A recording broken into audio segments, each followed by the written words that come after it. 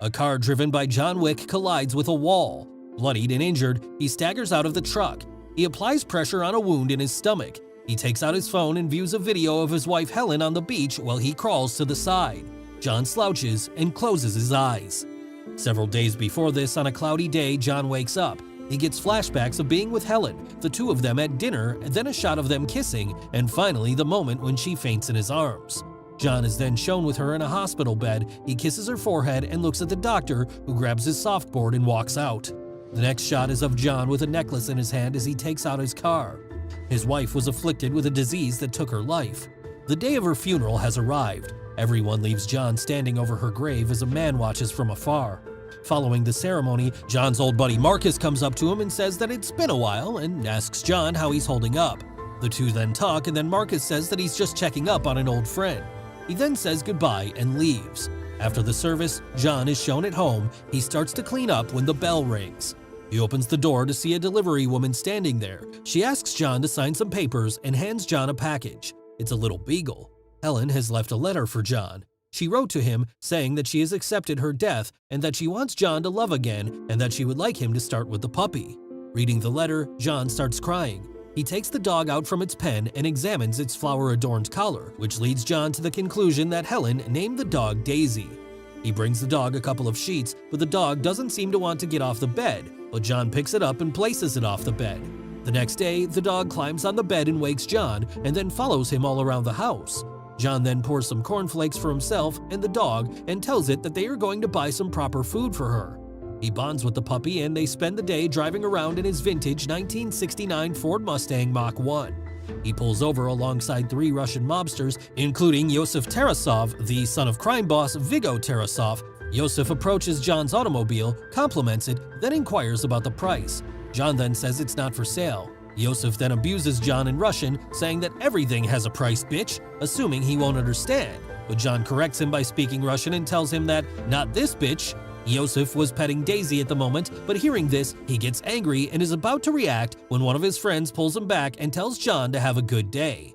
Later that day, John takes his car to an abandoned construction area and starts drifting all over the place to vent out his frustration. He almost runs into some trucks, but just stops in time. Daisy must relieve herself while John is getting ready for bed, so John takes her downstairs. When they arrive, 2 shadowy guys stand in front of John, while a third grabs a bat and whacks him in the head. While Daisy whimpers, the man begins to pound on John. One of the men attacks the dog and snaps her neck. One of the men asks to find the keys, and the other responds that he's found them. After taking the keys, the guy removes his disguise, revealing himself to be Iosef. He insults John and asks him to sleep well before knocking him out. Later, when John awakens, he walks up to his lifeless pet and lays next to it as he strokes her head. He buries the dog and then starts cleaning the mess in his house as memories of his wife and the attack from last night go through his head.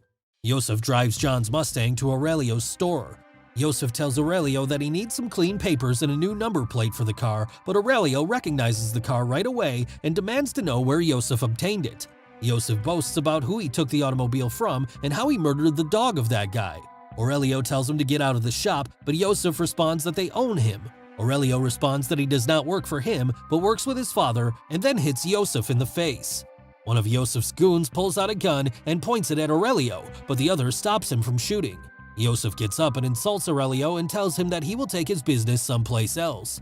Later, John stops by the shop and inquires about the car. Aurelio replies that the car was here and that Iosef is Viggo's son. Viggo phones Aurelio later that night, inquiring why he struck Iosef. Aurelio just replies that because his son took John Wick's car and murdered his dog. In response, Viggo just says, "Oh." Viggo seems worried and goes down to his penthouse as one of his men congratulates him, but Viggo tells him that he wants to meet with his son. Meanwhile, John enters his basement with a sledgehammer and begins bashing the floor open. He is revealed to have been looking for a cache of weapons and gold coins. To address this problem, Viggo meets with Iosef at his house. He first hands Iosef a drink and tells him that he is wearing a nice jacket before he punches his kid in the stomach twice to scold him, reminding him of who he had just wronged. Viggo's henchman asks if he can leave, but Viggo orders him to stay.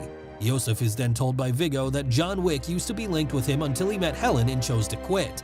John had a reputation as Baba Yaga, the boogeyman, or rather, as the man who was summoned to assassinate the boogeyman. Viggo tells his son about the time he saw John Wick kill 3 men in a bar with a pencil and reminds Iosef just how dangerous John Wick is. When John wanted to retire and marry Helen, Viggo gave him an impossible task implied to involve multiple high-level assassinations in a short period of time. To Viggo's surprise, John succeeded, and his efforts were key in establishing the Tarasov syndicate. Iosef tells his father that he can handle the situation and will finish the job, but his father tells him that John will come for him and that he can do nothing about it. After warning Iosef of his impending doom, Viggo dials John's number in an attempt to rectify the situation, but John hangs up. That night, Viggo sends a team of 12 hitmen to John's house to kill him. John easily eliminates all of them, battling with the final few before stabbing the last one in the heart. A police officer comes to the front door and knocks. John addresses him by name and inquires whether there's been a noise complaint, to which the officer responds affirmatively. He inquires if John is back in the game, referring to the body that can be seen behind John. John claims that he's simply figuring things out. The officer bids him farewell and departs. To clean up the area and dispose of the dead, John summons an underworld cleanup team with whom he has previously worked. They appear to be aware that this will not be the last time they assist him. Viggo approaches Wick's buddy Marcus and offers him a $2 million contract to assassinate John Wick. He also tells his assistant Avi to put out a request for other people to fill the position. Marcus happily accepts the offer. John checks into the New York Continental Hotel, which caters exclusively to the criminal underworld and permits no assassinations on its premises, where he will remain for the duration of his business trip. Perkins is someone he recognizes. Winston, the manager and owner of the Continental, is another old buddy of John's. When John inquires, Winston informs him that Iosef is at a nightclub called Red Circle. John enters the club where Iosef and his friends are having a good time. He meets an old acquaintance there and tells him to take the day off as the man thanks him. Iosef is enjoying a night of champagne and ladies in a luxurious Russian bathhouse when John murders one of his guys and approaches via the club's bottom floor.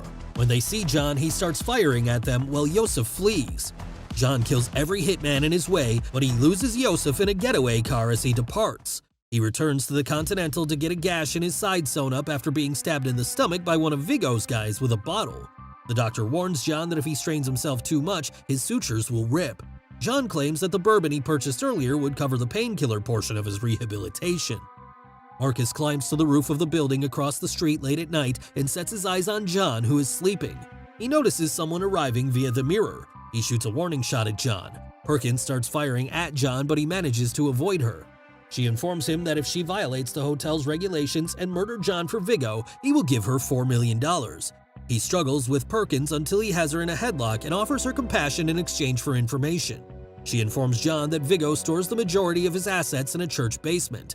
John knocks Perkins out and leaves her with Harry for one of their organization's gold coins. Perkins is shackled to a chair by Harry, who is unaware that she has dislocated her thumb and is slipping away. She exits the vehicle and covers Harry's face with a pillow before shooting him. John visits Viggo's hidden stockpile of cash and business documents in the chapel. Following the shooting of the other guards in the church, John compels the priest to lead him to the vault. He dismisses the ladies in the vault and sets fire to the entire structure. Viggo hears about the fire just as he is about to be trapped in a barrage of bullets from John. Despite killing the majority of Viggo's men, he is knocked unconscious when one SUV collides with another, pushing John to the ground. Viggo apprehends him and questions why he's gone to such lengths for vengeance over a car and a dog. Iosef took the puppy away from John, who claims it was a gift from his dead wife. He also warns Viggo that he has the option of handing Iosef over to him or dying with him. Viggo abandons him to his thugs, who suffocate him with a garbage bag. Marcus, on the other hand, is watching from the adjacent building and shoots one of the hitmen in the head, allowing John to take out the other. Only John is left alive as John pulls out his revolver and fires at Viggo's escape vehicle. Viggo is forced to inform John that Iosef is hidden at a Brooklyn safe house. Even though the safe house is secured by armed men, John kills them all and storms the property. He destroys all the getaway vehicles with bombs and then catches up to Iosef and puts a bullet in his stomach and then shoots him in the head. Perkins learns that John and Marcus have been in contact and informs Viggo. So Viggo sends his thugs to Marcus's house in retribution for Iosef's death and for failing to kill John. They thrash him there until Perkins arrive and fatally shoot him. Just as Viggo is about to leave the house, he calls John and tells him that he has killed his friend. Viggo then leaves for a helicopter that is going to take him away from the city. The plan is that John will come to Marcus's house and Perkins will ambush him. Perkins is summoned to a meeting with Winston, the proprietor of the Continental Hotel, while waiting for John to arrive at Marcus's house. At the Bethesda Arcade in Central Park, she meets Winston and 4 other men. Winston informs her that she has disobeyed Continental's regulations and that her membership has been revoked. The 4 men put her to death. As Winston goes away, he runs across the same cleaner who assisted John in removing the assassin's remains from his home and gives him a few pennies. When John discovers Marcus's body, he sets out to assassinate Viggo. He spots Viggo and their man on the way to the chopper and attempts to slam his car into them. Viggo orders Avi to assassinate John, only for John's automobile to slam into him. Viggo tries to force John's car off the cliff, but he survives.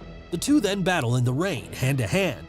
Viggo tries to attack John, but John pulls the blade into himself to generate leverage and break Viggo's arm, then grabs the knife from his stomach and stabs Viggo in the neck. He abandons him to his fate. We return to the opening scene as John continues to bleed. He feels motivated to keep going after seeing the video with Helen. He enters a dog shelter to treat his knife wound. He then adopts a pit bull puppy and brings him home with him. Thanks for watching.